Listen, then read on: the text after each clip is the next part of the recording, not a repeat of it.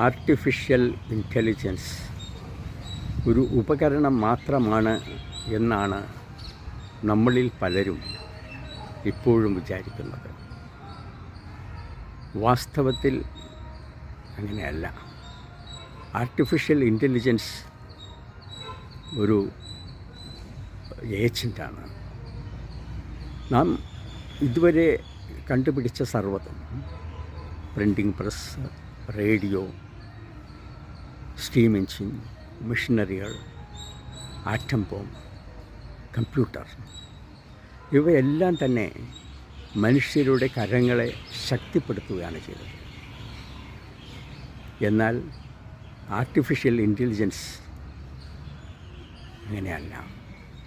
അതിന് സ്വയം കാര്യങ്ങൾ കണ്ടെത്തുവാനും ഒരു വിഷയം പഠിക്കുവാനും അതിനെപ്പറ്റി ഗവേഷണങ്ങൾ നടത്തുവാനും അതിൽ നിന്ന് പുതിയ കണ്ടുപിടുത്തങ്ങൾ കണ്ടുപിടിക്കാനും അതിനെ പ്രാവർത്തികമാക്കാനുമുള്ള ശേഷിയുണ്ട്. ഉദാഹരണത്തിന്, ഒരു ആറ്റം ബോംബ് ആർട്ടിഫിഷ്യൽ ഇൻ്റലിജൻസ് നിർമ്മിക്കുകയാണെങ്കിൽ ആ ആറ്റം ബോംബിനെ എവിടെ പോയി എങ്ങനെ എപ്പോൾ പൊട്ടണം എന്ന് സ്വയം തീരുമാനിക്കാൻ സാധിക്കും.